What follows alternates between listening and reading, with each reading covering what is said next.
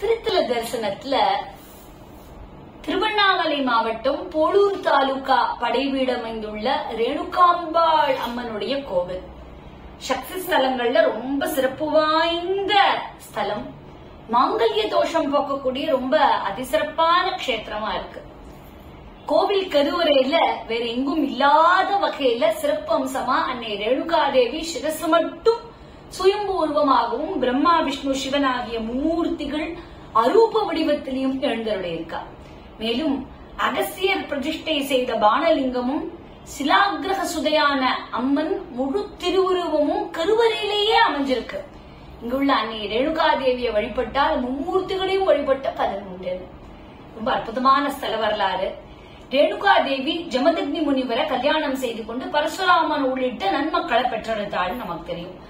ரேணுகாதேவி தன்னுடைய கணவருக்கு பணிவிடை செய்து வரும்போது கணவர் பூஜைக்கு தண்ணீர் எடுக்க கமண்டல நதிக்கு போறார். அப்ப வானவீதியில போன கந்தர்வன் சாயல ஜலத்துல பார்த்து அவனுடைய அழகையும் இளமையும் பார்த்து ஆச்சரியப்பட்டா. இதனால தண்ணீர்ல மண்குடம் உடைந்து அந்த தண்ணீரால உடம்பு முழுக்க நனைந்தது. இத ஜமதக்னி முனிவர் ஞான திருஷ்டியில கண்டு கோபம் கொண்டார். அவர் தன் மகன் பரசுராமரை அழைத்து அம்மாவுடைய சிரசை துண்டிக்க ஆணையிட்டார். அதன்படி பரசுராமன் அன்னையை சிரச்சேதம் பண்றார். பின் தந்தையிடம் வந்து தங்கள் கட்டளையை நிறைவேற்றி விட்டேன்பா அப்படிங்கிறார். பெற்ற தாயை கொன்றேன், அவரை கொன்ற கையையும் வெட்டி விட்டேன் அப்படின்னு சொல்றார். இதை கேட்ட ஜமதக்னி முனிவர் ஆனந்தம் அடைந்து தந்தை வாக்கை நிறைவேற்றிய பரசுராமனே மிக்க மகிழ்ச்சி, நீ வேண்டிய வரத்தை கேளுங்கிறார். உடனே பரசுராமன் பெற்ற தாயை உயிர்ப்பித்து தர வேண்டும் அப்படின்னு கேட்கிறார்.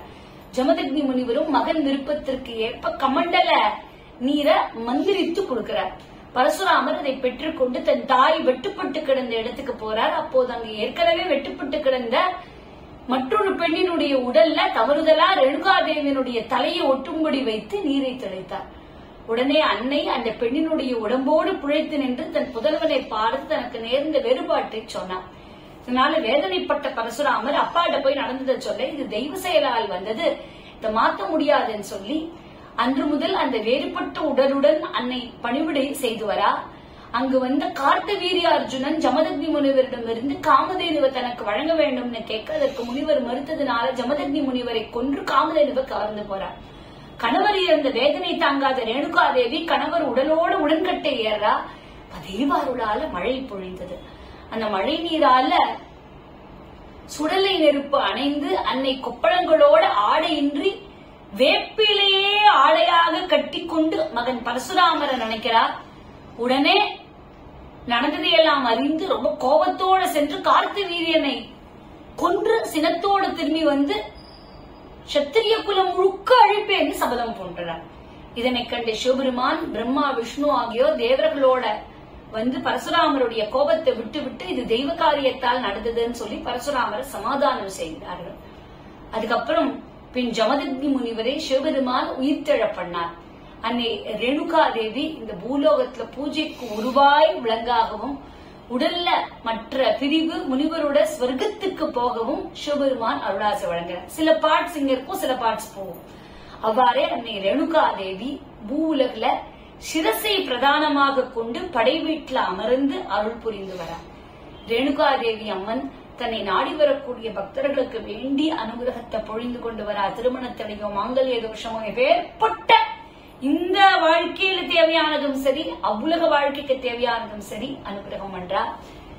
படைவீடு கோவில் கொண்ட ரேணுகாதேவி, படைவீடு கோவில் கொண்ட ரேணுகாதேவி, மங்காத வாழ்வழிப்பாய் பரசுராமன் தாயே, மங்காத வாழ்வழிப்பாய் பரசுராமன் தாயே, அலை மீது அலையாக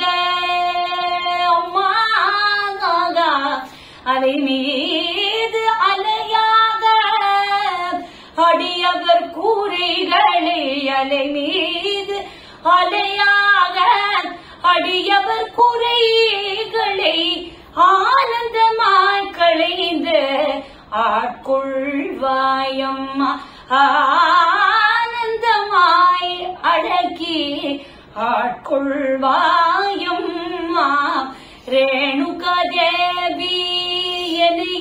தேவி மங்காத வாழ்வழிப்பாய் ரேணுகா தேவி மங்காத வாழ்வழிப்பாய் ரேணுகா தேவி பாமரன் எனினும் பண்டிதன் எனினும் பாமரன் எனினும் பண்டிதன் எனினும் பார்த்து பார்த்து அருளை வழங்கிடுவாய் தாயே பார்த்து பார்த்து அருளை வழங்கிடுவாய் தாயே உள்ளம் குளிர்ந்து அம்மா உள்ளம் குளிர்ந்து ஊனுருகி நின்றனே உள்ளம் குளிர்ந்து ஊனுருகி நின்றனே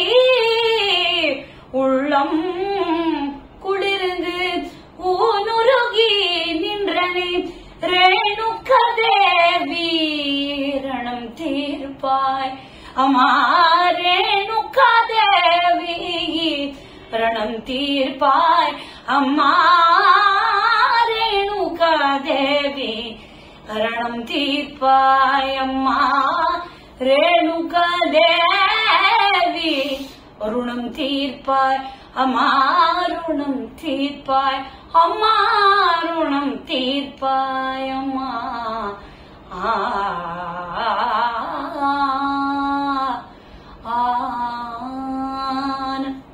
இப்படி இந்த பெருமை கொண்ட திருவண்ணாமலை மாவட்டம் போலூர் தாலுகா படைவீடு அமைந்துள்ள ரேணுகாம்பாள் சந்நிதி அவசியமா தரிசனம் பண்ண வேண்டிய க்ஷேத்திரம்.